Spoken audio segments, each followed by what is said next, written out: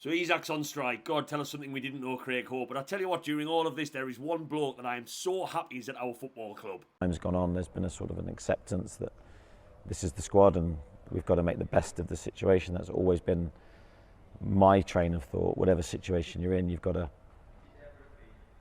find a way.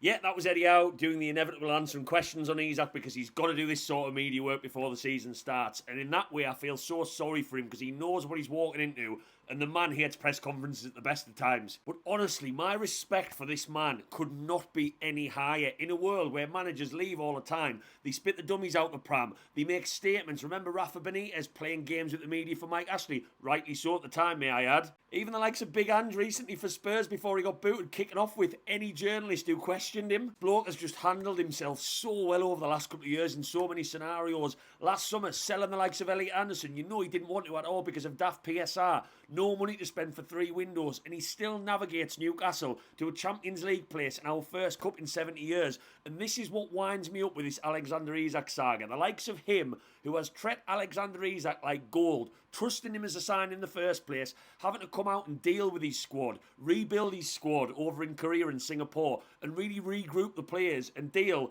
with a makeshift front line going into that Villa game that is not ideal for anyone. But this man is the one who I would trust with my life to do just that. Even at the very start of the summer, to get a phone call that Mitchell had left and he had no awareness of it, he's had to then work with the squad, build their fitness, get formations and everything set for the season, whilst also working overtime on transfers. And now what we are starting to see with Ramsey, with Howe, he's navigating that whilst also getting ready for Villa. I just think the way he conducts himself is utter class. And look, we still don't know what's going on behind closed doors with this one, but I can guarantee every player that's worked or currently works with Eddie Howe would say exactly the same. And Alexander Isak has a lot to answer for in how he was dealt with wanting to move. And that's totally fine, by the way. A player wanting to leave a football club happens all the time. But the way he has dragged this on to force this man to have these sorts of press conferences like he has today is one thing that really winds me up. Eddie Howe, I love you. And Eddie Howe, keep going because this will eventually be over. And let's just get the football season started. Let us know your thoughts about what Eddie Howe said today, Newcastle fans. And as always, especially with the season starting soon, keep the faith. Who are you, lad?